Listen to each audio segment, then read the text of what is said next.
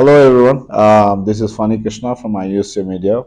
As part of G20 Summit IUSA coverage, we happen to be in Delhi and we are trying to meet a couple of influential and young parliamentarians across India and take their opinion in diaspora's contribution towards India's growth. This is Mr. Arvind Dharmapuri. He is a MP, Member of Parliament from Nizamabad, Telangana, and he has very impressive run against success, in his political life. So, Arvindji, thank you very much. Thank you, taking your time to meet us. Prime Minister Narendra Modi's last visit. The topic has been India's Indian diaspora, especially based out of US, contribution towards India's growth. So, what is that you have to say about that? Pleasure to have me on your channel.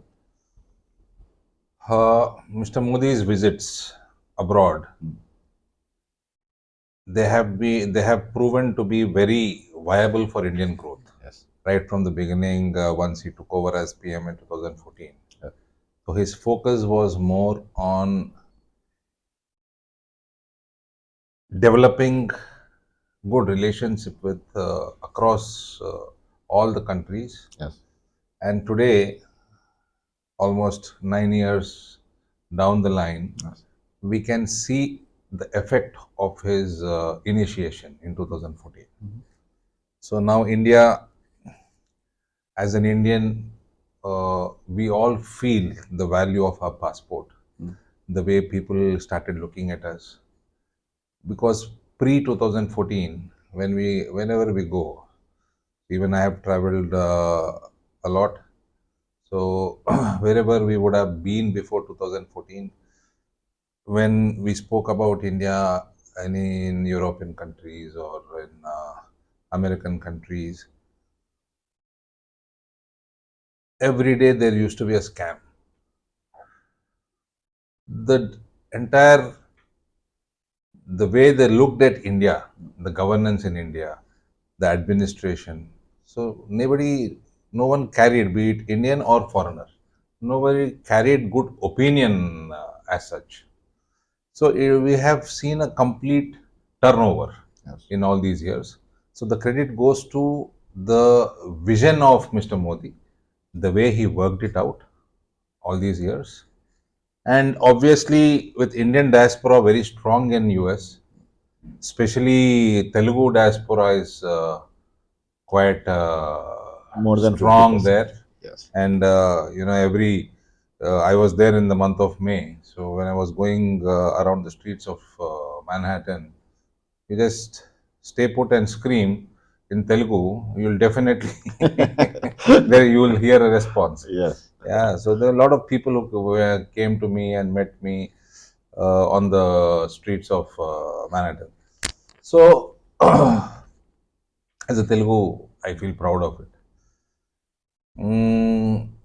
Definitely, there have been a lot of exchange of technology, not just trade of goods, but exchange of technology. Now you see a lot of startups taking off in India compared to pre 2014. It's all because of the exchange in technology and the initiation what Modi ji has started. So, Arunji, taking on the cue of the ease of business. Um, yes, people have seen it on the ground, and there is a lot of information. And for a smaller SME sector, what do you call it as? It is not just the technology. We are also seeing a lot of growth in potential growth with respect to sustainability, uh, microchip, semiconductor. Because post COVID, we have the semiconductor prices coming up, and make in India, actually, is taking place in shape. So, what is that Indian diaspora basically business ventures, or what is that they can really look forward? Whether it is you are talking to about your constituency or pan India, that's fine. Yeah, that's right. So I've been a staunch follower of Mr. Modi. Gujarat, as a kid, in the sense as uh, below 5 6 years, I used to have Gujarati neighbors. Okay. In the We used to stay all together. We were all tenants. There used to be a huge compound where many families stayed, out of which two families were from Gujarat, settled in 60s in Hyderabad. So they used to. This was early 80s. They used to tell my mom and all, because neighbors. We used to request for a spoon of curd. Todeskodani. So such they used to have chat. Gujarat didn't have proper electricity. Evenings there used to be no electricity at all. Agriculture was bad. Uh, Even now, Gujarat, though it's progressed so much, there are restrictions like no alcohol, non-vegetarian is not so easily available. Even I understand education system also. A lot of Western education system in Gujarat, it's not so accessible like you get it in Hyderabad, Delhi, Bombay, elsewhere. So there are certain kind of restrictions. Considering all these, after he became CM in 2001, especially after 2002 election, when he swore in for the second time, first time was almost few 5 6 months of term. Then midterm poll, and then that was his first 5 year term. The transformation what he brought in the electricity, I understand about 75,000 kilometers of cable laid, few lakhs of poles erected, and thousands of transformers, substations built. And in exact 3 years, he made sure every doorstep had a 24/7 three-phase quality electricity. No. Simultaneously, he built lakhs of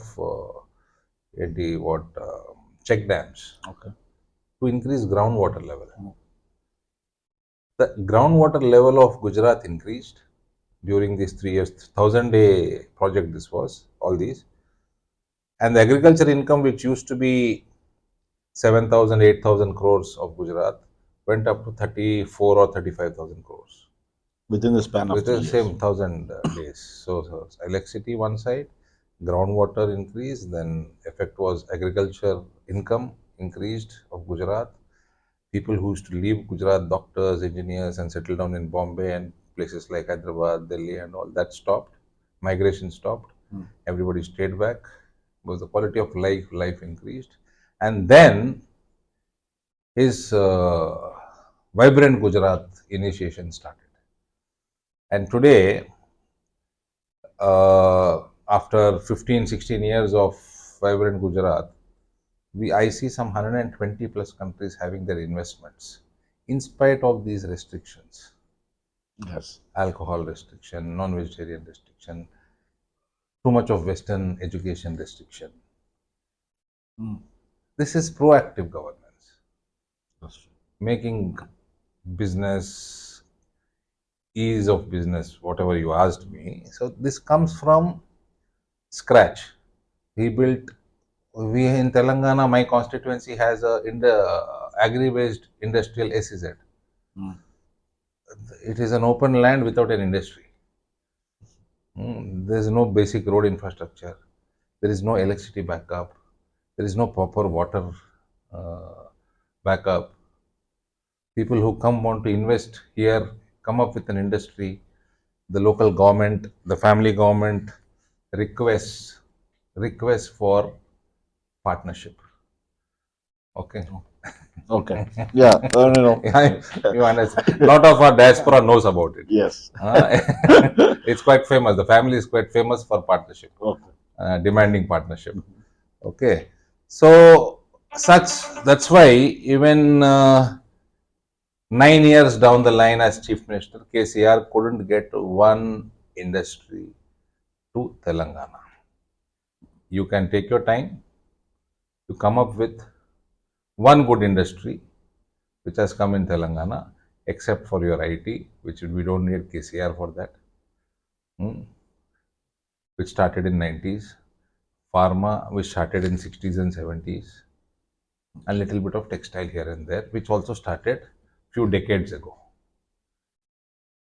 Other than these three verticals, you name one industry, considerable industry, which has come up in Telangana. None.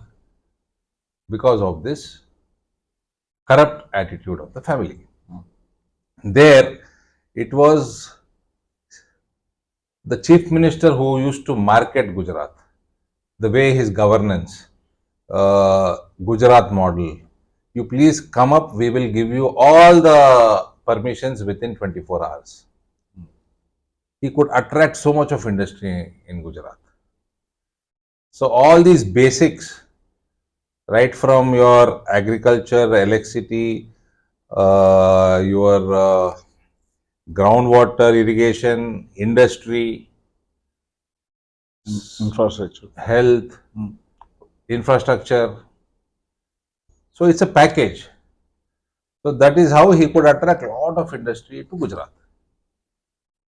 You need not sulk or crib about being a Gujarati. That's how the Gujarat model was developed. Today we see the same family members who rule Telangana say Gujarat ke diskapotadu, Gujarat ke diskapotadu. Was over diskapotadu, nobody is taking there. People are going there, investing there. Who asked you not to attract? How many of you marketed? How many of you stood by the ground? I remember one big Indian industrialist wanted to come up with a car manufacturing unit. He moved it from Bengal to Gujarat. The chief minister of Gujarat, Mr. Narendra Modi, was present at the site where the chairman of that company landed.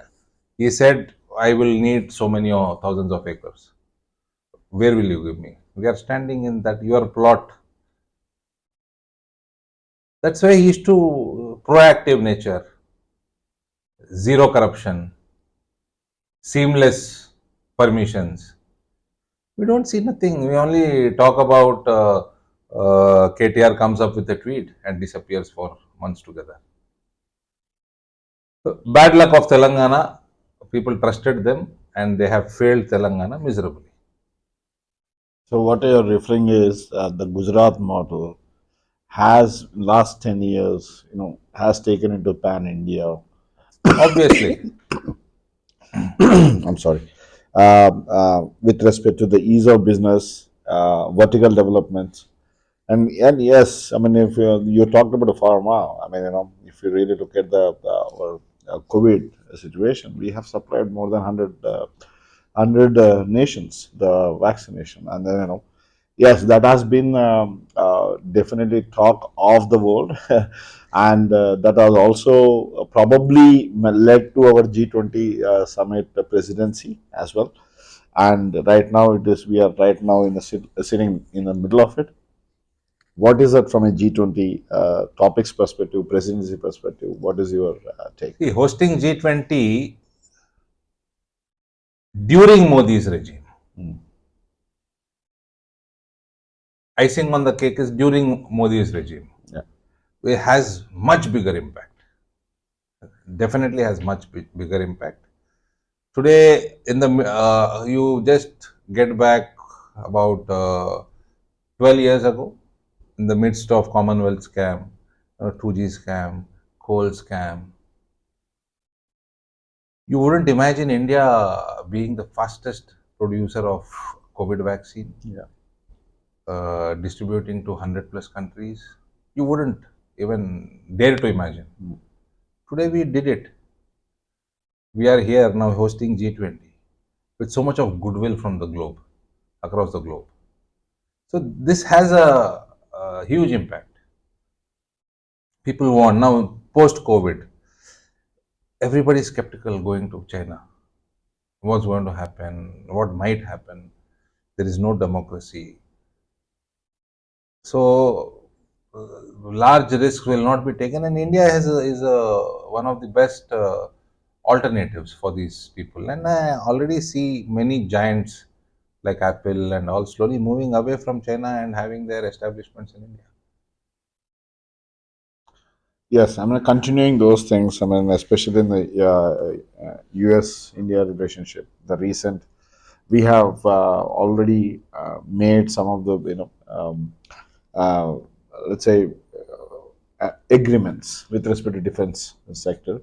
We are hoping that that will also get into that, and then it will. We need to actually increase the trade between India and US, specifically 5 times in next 5-10 years, because that's a need of the hour. That's a need of the world. I would call it as. Arvind, thank you very much. Speaking with us, we will definitely connect you with you and then bring you in our panel discussions wherever it is necessary.